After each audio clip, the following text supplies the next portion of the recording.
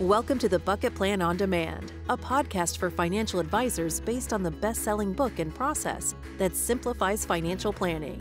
Hear from skilled industry professionals and special guests each episode that will help perfect your approach with clients and your results. Welcome to the Bucket Plan on Demand podcast. I'm Jason Smith, your host. And today I'm excited to announce two new team members that I'm really happy are joining our team because of the capabilities it's going to bring to the Bucket Plan, right? To the Bucket Plan, when I say that, it is the advisors that are utilizing us for investment management services and the additional resources and capabilities that are going to happen because of these gentlemen. I want to introduce first Stoyan. Stoyan is a dear, Stoyan, crazy thing is, I don't want to mess up your last name. Petev? Is that? Yes. That's exactly. I said it the right way. Okay. Yes, you did. I just always called you Stoyan for the last 10 years. Crazy, right? All right. Welcome, Stoyan. And known both these guys, ironically, for probably going on 10 years. Seth and I were tracing it back a little earlier. It is a little longer than 10 years. Stoyan, we're probably pushing that long, if I had to guess. Yes. Yeah. 12 years. Yes. Wow. Yeah. So both over 10 years and great working relationship. We've been more associates up to this point. Same thing with Seth Meisler, who's joining us today. And so both these gentlemen are joining our investment committee at Prosperity Capital Advisors. Stoyan is really a full-time position at Prosperity Capital Advisors and C2P to serve all of our advisors and help them with advanced planning and in a multitude of different areas, investment, tax, insurance. And Seth joined not only C2P and Prosperity Capital Advisors, but he's also joined J.L. Smith as a lead advisor and opening up a branch office in Minneapolis. These two guys are both CFAs. And what that means for most of you who know this, that means they're smarter than me and you if you're not a CFA. So that's like the toughest designation, in my opinion, to get in this industry.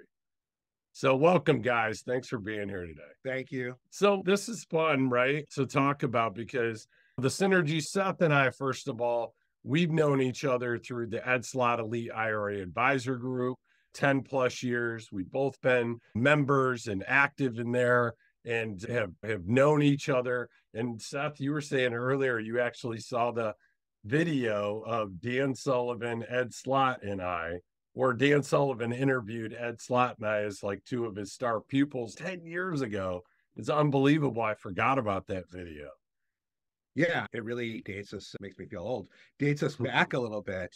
And then similarly, Stoyan and I actually have a long history as well prior to J.L. Smith. I was working with Stoyan doing insurance with him for clients. I don't know, this would be like 5 years ago, maybe, yes, Stoyan, something like that. Yeah. And so also knowing Stoyan for years and years through Ed Slott. And then more recently, actually, so a couple of things. One is, as I was going through the process, talking to you and Dave, et cetera, I had called Stoyan up and I'm like, Stoyan, what do you think of these guys? Oh, they're great. They're honest. They're bright. Things are really good. This is a great organization. And as part of like my own due diligence, and so Stoyan and I were talking about that, but also it's really exciting to have both a friend and someone I've worked with a long time being part of the team as well at the same time. Really exciting for me personally. But also Stoyan more recently underwrote a policy for my wife, a life insurance policy for my wife, where I really want to have some long-term care backup for her and trying to find the right fit. And he really helped me personally and my wife. And I think that this is someone who I personally trust and who I go to for like insurance and just testament to, again, I don't know, my own comfort and quality and of Stoyan and the person he is. Seth, it's a similar relationship that I've had with Stoyan. Is an organization that C2P relied on as their back office for insurance solutions. Stoyan led that organization's life insurance and also oversaw the annuities and the investment management teams. And when Stoyan moved on in his career to another opportunity we actually moved on from that organization, right? And because we relied so much on him and his capabilities. So it was a dream come true when we were able to, the stars aligned, Stoyan, and you were able to actually join our team. I can't say anything more than this introduction. I think you guys are building me up too much. I don't know if I can live up to this. No, we're excited about it though. So, you know what, actually, why don't we do this? Why don't we, Stoyan, why don't you give a little background on yourself? And because for the listeners, I think that would be really helpful. And then I want to go back and I'd like you guys to share the details, if you're willing to, Seth, on the policy that Stoyan placed on your wife. And because I think the listeners could probably learn something from that, and why it was that type of policy, and just tell the story of what happened there. And I think it could give some great insight for the listeners. But Stoyan, yeah, give a little bit of your background. Awesome. Would love to. So I'm going to date myself, but I've been in this industry for close to 28 years. And I spent the first 24, 25 years of my professional career with an IMO in St. Louis. And I was responsible, as you mentioned earlier, I was responsible for mostly their planning designs, case designs, product approvals, pretty much annuities, life insurance, long-term care, some disability, and the investment platform as well. So I've had the good fortune of having worked in all these areas before I moved on to a different opportunity with a major insurance company and during COVID. And then I missed the client-facing aspect of it so much that I transitioned to a very high net worth planning office down in Houston. And I spent the last 2.5 years before joining C2P in a planning capacity on the life insurance and the investment side for those high and ultra high net worth individuals that the office was doing planning for. And so here I am after a little over 3-year interruption from working with C2P. I'm excited to be back. I've known and worked with most of the advisors at C2P in my prior capacity, and it's good to be back. It feels good to be back. And I'm excited to see what I can bring to the table. As far as Seth, and I've always respected Seth ever since I met him, and I think we've become friends over the years. Very sharp individual. I met him first at Slot, and we had conversations at Slot, and then we started working together about 5 years ago. And I had the opportunity to reconnect last year when he reached out and he wanted a second opinion on his wife's policy. So let's talk about that. Let's talk about the second opinion of what your wife's policy, and kind of, because I think the listeners as financial advisors, to be able to identify an opportunity with their clients, and maybe your wife's situation is similar to maybe one of their clients, and then the journey you went on to end up at the policy you ended up with, and what the overall strategy and the company and why. Yeah, so I guess I'll give a little bit of background. And so my wife's grandmother, mother, and uncle have all suffered from some either dementia or Alzheimer's, etc. Oh. And so currently we are spending, or my wife's mother is spending well over $200,000 a year for care, probably $240,000. Wow. And by the way, she's not even in a memory care unit yet.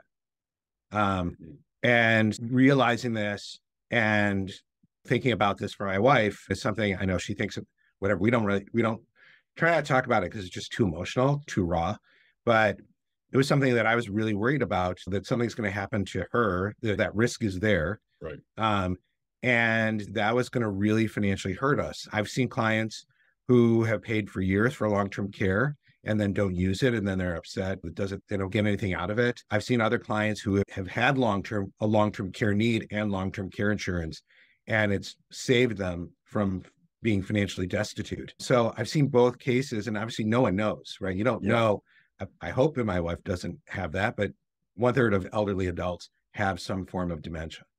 So it's a serious issue. And she had a group long-term care policy, Yep. but it had a lot of limits. And I really wanted something this was like a backup plan. Yeah. Whatever. Like I wanted a plan B. Yeah. Because I didn't think the long-term care had enough to cover the costs, even half the costs that I think it would be in the future. So in addition, I live in Minnesota. Minnesota has a really high estate tax. Yeah. And so that was a concern as well. Like I wanted to make sure I wasn't financially destitute, and I wanted to make sure I could guarantee something or give something to legacy for my kids. Okay. And so I approached Stoyan and trying to say, how can we craft a policy to do this? And I think we came up with a really creative, and Stoyan, you can correct me if I'm making any mistakes here, but I think we created a really very creative solution to my specific needs in that it was a $2 million policy that we put into an irrevocable life insurance trust, an ILIT, Yeah. with the idea that money could be pulled out, and that money could be pulled out for long-term care needs if needed. Yeah. And so that was set up as well. Mm-hmm. That would reduce the death benefit. Yeah. But there was also another thing which I really liked about the policy, and that is that it had this kind of, I'll call it a hook. So in other words, if my wife was healthy and if she lived like past age 85, etc., Yeah. the death benefit actually hooks up and starts increasing. And so I really like that idea of you're putting all this money into this death benefit, and $2 million seems like a lot of money. It seems like a lot of money today, but 30 years from now, 40 years from now, there's a great Yogi Berra quote: a nickel isn't worth a dime isn't worth a nickel anymore, or something like that. Okay. I think the great thing about this specific policy for me and my specific needs for my family and what I was trying to accomplish is that it solved an estate planning need to address potential estate taxes, state estate taxes. Yeah. And giving a potential that I wasn't going to be personally destitute, that I could have a good chance of legacy for my kids. Yeah. And I had a backup plan for my wife as well for long-term care needs. Yeah. And so I was solving that problem. And hopefully, again, I hope that she doesn't have any sort of dementia, Alzheimer's, Right. etc. If she lived a long, healthy life, we had this increasing death benefit feature that really was explosive. So you're putting all this money into this policy, you're getting really this back boost. And all those pieces together, I found for me, it was like the best of all worlds. Yeah. And so I love it. I love it. Yeah. And listen, you're leading by example when you speak to your clients. When you can talk about what you did and how you used it, and even if you design something different for them to fit their needs, it's so powerful when you can lead by example like you did. Yeah. Stoyan, did I describe it? Anything else you want to talk about? No, you were spot on. You were spot on. Jason, imagine two CFA nerds just talking life insurance. You go from talking investments to talking something completely off the cuff. But when he called me last year, that was the first board, I think sometime in March or April last year, he called me and he goes, I need you to look at a design that was proposed to me for my wife's planning. And so I looked at the policy that was proposed, and I told him we can actually improve on that. And not only did we improve on the underwriting, got her into top underwriting class, but we also, when he talked about the increasing chronic illness benefit / long-term care, because it uses the same qualification test as a long-term care benefit, but the policy, as the death benefit increases, the actual pool of benefit also increases. And that's a unique feature to that particular company and policy. And that's what we can help C2P and PCA advisors hear, some of those suggestions and some of that looking under the hood aspect of the planning, because it makes a huge difference whether you're going to get a discounted benefit for long-term care, or if you overfund it, or if you fund it properly too, and that death benefit increases, you may actually pick up additional benefit down the road, in addition to elimination of all the taxation on the back end. Stoyan, I think it's a good testament to what true holistic wealth management is. Too often, I think advisors are like, They get a prod, they get a company they're comfortable with. They like winning the trip for that company. They like that product. They learn the story. And it's just every time everybody getting the same solution. And often that happens with annuities, it happens with life insurance. But in reality, to have somebody of your caliber with your kind of experience, a back office you can rely on that can come up with a customized strategy, the right product, the right company, that's going to be a custom solution to that client. That's what being a true holistic wealth manager is. And Correct. I think this is a perfect testament to that as an example. Stoyan, tell me about, like, in your opinion, how does life insurance fit into like tax efficient strategies for high net worth clients? Tell me about how life insurance fitting in for tax efficiency. And I'm not talking about ultra high net worth that are subject to federal estate tax. And let's put aside a state to state tax for the time being too, because that's specific to certain states. But just overall, from a tax efficient strategy standpoint for high net worth clients, talk to me a little bit about life insurance and where you see that fitting in. The life insurance in general is blessed with a trifecta of benefits, right? It's got the tax deferred growth inside the buildup. It's got the income tax free death benefit. And if you take distributions, if properly structured, it can be income tax free. And so that lends itself to a lot of views and a lot of benefits to clients. We just touched on one of the benefits, and this is the one that people use most often. I think it's the most often used approach to have an ILIT, irrevocable life insurance trust, own the life insurance policy for estate tax purposes. So life insurance can be used in so many different ways to not only minimize taxation, but to also make up the family in the events of make up for lost income to the family if something were to happen to the major breadwinner. We've used a lot of strategies in a buy-sell type of a setting where you have two business owners or three business owners, and you can structure the life insurance policy to benefit not only their families, but their business. The charitable gifting techniques with life insurance are probably it will be one of the most used ones over the next couple of years because of the sunset of the Tax Cuts and Jobs Act.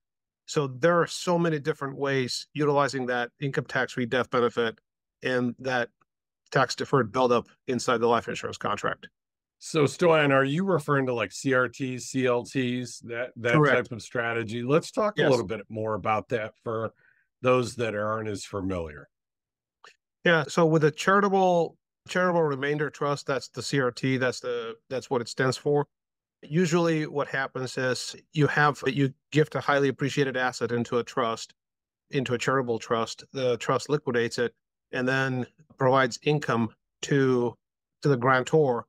And when the remainder interest of that trust, it basically goes to a charity. So the grantor has the ability to take a charitable deduction up front on the remainder interest and also enjoy the income benefits from that charitable planning technique.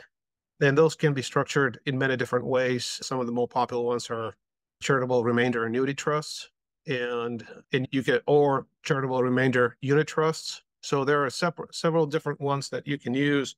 With a charitable lead trust, the charity gets annual distributions. That's why it's a lead trust, because you get the deduction early, and then the remainder goes to the beneficiaries of the trust. So those are going to be very popular techniques over the next couple of years. And why is that?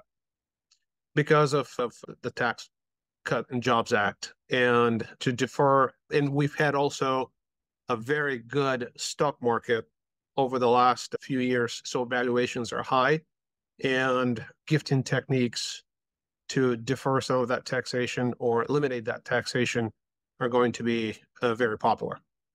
So give a little bit of a real life scenario of why in the next few years, Tax Cuts and Jobs Act expiring, low cost basis, highly appreciated stock, for example. Walk us through where one of our listeners might be able to identify an opportunity with an existing client that could be a good fit? So you have a very highly appreciated stock, and that's one of the easiest examples to give. And you have a very highly appreciated stock, and you also charitably inclined, and you want to be able to combine the two in a way that can create a charitable deduction for you today, but also create income from that holding that you've had over so many years that you've been diligent enough to build and grow. And that doesn't only pertain to stocks. It could also refer to businesses and private interests, and you name it. It's wide open. And that's why this is the golden age of estate planning, because pretty much all the techniques are available by the tax code. Do they want them eliminated? Some of them they do, but not all of them. And in this particular example, what you do is you transfer that highly appreciated stock into a charitable remainder trust. And depending on your needs, you structure the income. The trust sells it, and they provide level or increasing income stream to you and your family. And the remainder, when you're gone or when you and your spouse are gone, the remainder goes to the designated charity, and you take the charitable deduction up front to reduce some of your income taxes today. Excellent. Yeah, I think that's perfect. And I feel like sometimes story kind of case studies like resonate when you're trying to explain a concept. Yeah, Seth, do you have any other tax strategies, even in addition to or parlaying off of what? Yeah, I think there's two things. First of all, we said, okay, we're going to putting estate tax aside. But I do want to remind listeners that we were one vote away last year of the estate tax dropping to $3.5 million. Wow. Yeah. And so that was part of the act that, again, it didn't get passed, but it was pretty darn close. So yes, today, federal estate taxes are higher. We know they're going to drop it. And we know for sure, we don't know for sure, but right now it looks like January 1st, 2026, everything's going to drop in half, but it very well could go back to 3 million, 2 million, 1 million, who knows? So we need to be aware of that. I would say number one. Number two is I think that some of the ideas of charitable lead trust, charitable remainder trust really give advisors an opportunity to help a client clean up their balance sheet and take assets that they have that are stuck on their balance sheet that they can, again, highly appreciated stock or whatever else, and really put them in a way that they get a tax benefit from. They can get diversification, asset allocation diversification, risk reduction, and really do it in a way where, and also is moving it somewhere else outside, again, and also either they can create a cash flow for themselves.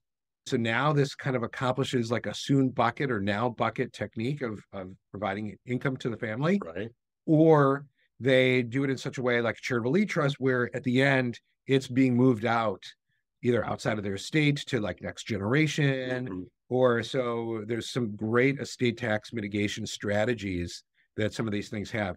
The other thing I do want to add is a lot of times advisors will hear like fancy, I've heard these like crazy names like business owner trust, beneficiary trust, blah, blah, blah. All of these are simple charitable remainder, charitable lead trusts with very fancy marketing names. Yes. Yeah. Fancy marketing, simple structure. And once you understand the basic structure, there's a lot of ways to adjust and nuance, which is important. Don't get me wrong. And there are ways to design it like these trusts to be even more tax efficient for clients. Because I do want to bring up charitable lead trust.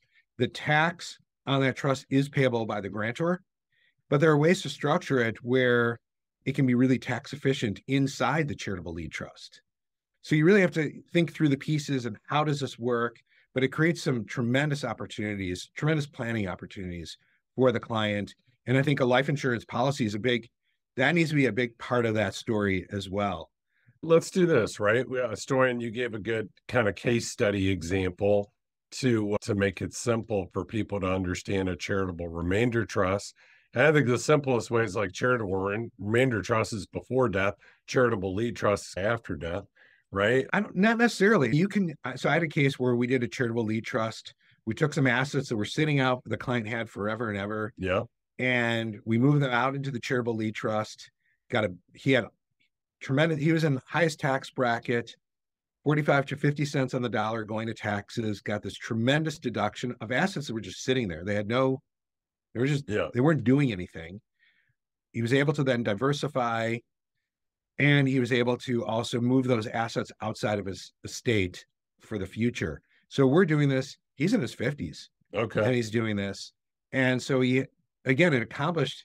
Now, all of a sudden, he had money that was going to go to taxes is all freed up for him to do other things with, other investments. So tremendous opportunities are out there with some of these techniques. So the way I've had it framed, and Stoyan, maybe you can expand on this in the past, the way I've understood it is mostly applicable CRT, pre-death, CLT, post-death. But let's talk a little bit more about that, Stoyan, of like maybe other advisors have had that same misconception or common use. With a CRT, with a charitable remainder trust, you get ongoing income every single year, right? That's how it's designed to be, and you generate income off of that asset while you're alive, right. And then the remainder goes to the beneficiary once you sunset, and that's where a properly structured life insurance policy can come into play and replace that asset to the beneficiary on with a very tax efficient structure. And what Seth went through is the lead trust, where they're charitably inclined today. And what they do is they get the benefit, they enjoy the benefit of having that charitable contribution go out to their designated charity today on an ongoing basis. And then their family, whether it's going to be maybe a spouse or their kids or grandkids, doesn't matter, enjoys the fruits on the remainder after their sunset. And that's where also a properly structured life insurance policy can help magnify those assets to the spouse or to the next generations. And that's why life insurance is so essential in those types of planning scenarios. And walk these clients through that type of planning, and especially with the charitable deduction, you can do a lot of things with that. And you can do your Roth conversions. You can do, because of the charitable deduction, now you can afford to have a higher income amount. And these are all the planning considerations that take place when you start asking questions about what that money is designated for. Are you charitably inclined? Do you have a favorite charity? Do you want to bequest anybody besides your family? And some of the standard questions that very smart people like Dave Allison teach us in the bucket plan process. So Stoyan, walk us through an example on a charitable lead trust, different than the one you gave us on the charitable remainder trust, of the strategy and how that's applicable versus the CRT. With the CRT, you enjoy the benefit today. With a charitable lead trust, the charity gets a portion of the situs of the trust assets each and every year, and then the remainder goes to the beneficiary. So you enjoy the ongoing deduction for the charitable contributions, and then the family gets the property estate tax free on the back end. Whether it's going to be a percentage of, there are different structures, and that's where an attorney can help with the design of that trust. But there are so many different ways you can structure this. But let's say 5%, take 5% deduction off of that asset each and every year and send it to the charity. That's just one way to look at it. Let's see if we can put together like a real life example of where a CLT might be applicable. So I can tell a story about one that I've done recently. Okay. And so situation is, have an individual, he's in a high tax bracket. So he's paying 45 to 50 cents of the dollar on income taxes, both, federal and state. Yeah. Looking for ways to reduce his tax load. In the meantime, he has assets on his balance sheet that are just sitting there. And he has some real estate. In this specific case, he had some real estate investments that he had. Long-term, a lot of them were depreciated, and what those real estate investments are going to turn out to be, whether they're going to be successful or not, you never know on these investments until you get the money back. Yeah. All along the way, whatever value they say, that's really nice. It's the end that counts. Yeah. And so what we did is And we took those assets, you had to get them appraised, move them into a charitable lead trust.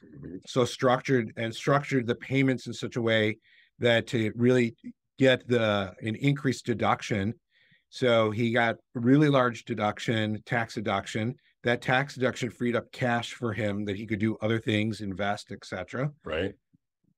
As long as, and then, that money so half that money would have gone to taxes that was donated, number one. So he already gets half, whatever, a push. The other half, basically, he's basically the bet is that the investments in that charitable lead trust are going to grow faster.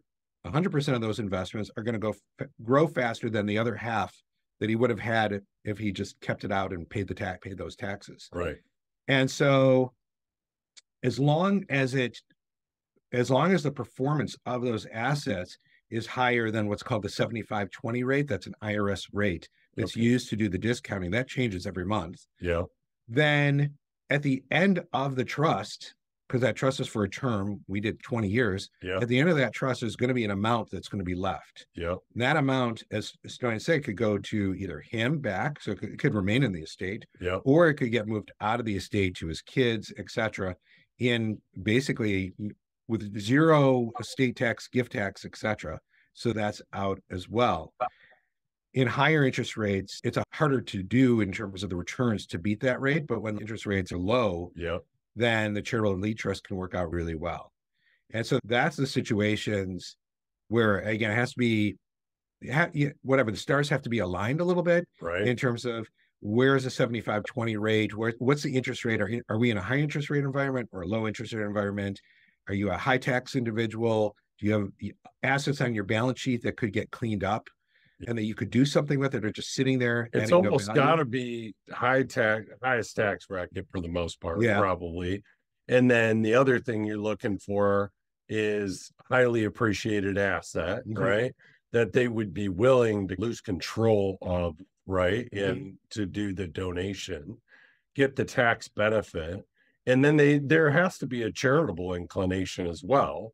100%. But keep in mind, half of what's being given to charity would have been given to the government. So it's like, well, would you rather give to the government or would you rather give to charity? And some people are fine giving to the government, but more people would prefer that money to go to a specific charity that they are inclined to give, and that charity gets it up front.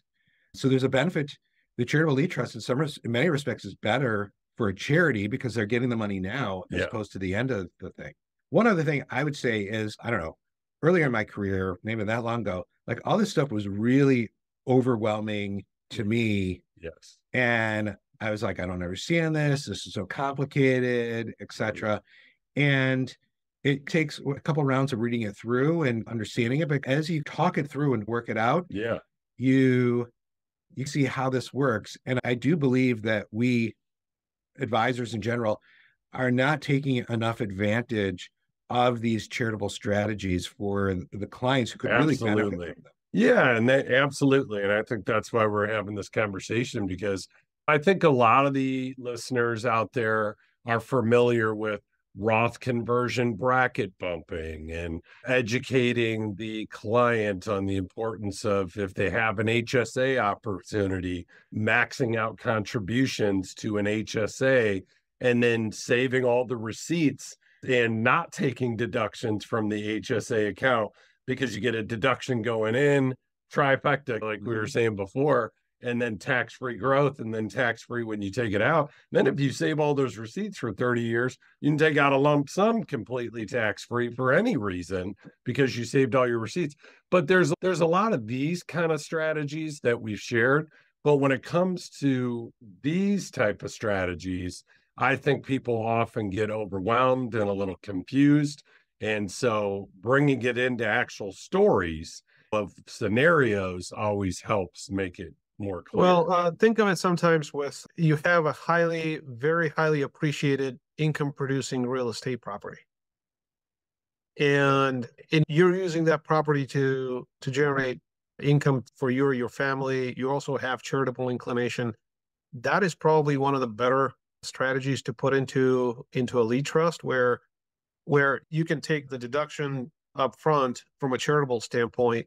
And then you have that income going to the charity. And if that property continues to appreciate the way it has in the past inside that trust, it's also outside of your estate. Think of that type of situation. I've seen those done before, where those highly appreciated real estate assets, if they continue to appreciate, you want to take that appreciation outside of the estate. And of course, you have to weigh against some of the tax imperfections that a trust has relative to your personal tax brackets. But that can always be analyzed separately, and there's software, and we can assist with that as well. So I think that's helpful, Stoyan. So like a listener who's got a client that has highly appreciated real estate that produces a lot of income, they don't need the income. They'd like that money to go to the charity during their lifetime. They can do the charitable lead trust, put that asset in there, get the tax deduction, income goes to the charity. Then ultimately, when they pass away, they recapture the asset, the family does, but there is no estate tax. There's no tax ramifications because the charity had the benefit of the income throughout their life until they passed. Correct. I just want to clarify, the grantor is required to pay income taxes on any income inside the charitable lead trust. So that's really important too. But there are ways that you can move, you can sell that asset in the charitable lead trust and move it into a much more tax efficient asset. Okay. An ETF. Or if you're willing to pay the tax and have the donations go to charity, there's still so much benefit to doing a strategy like that. 100%. Yeah. Yeah. And sometimes you don't know, again, let's say you have whatever that investment. Yeah. You don't know what that's going to turn out to be. Right. Whether it's going to grow or whether it's not. And so at least you're getting something today. You're getting this big tax benefit today. Absolutely. So yeah, certainly getting that tax benefit and then doing Roth conversions as well. Now you're mixing different types of strategies to get a really cool result for the client. Absolutely. This has been really enlightening, and I really appreciate you guys sharing these more advanced strategies. And I even have a better understanding of some of these things that, to your point, Seth, sometimes it gets a little overwhelming if you aren't real familiar, you haven't done them in the past. So hopefully the listeners had a similar experience.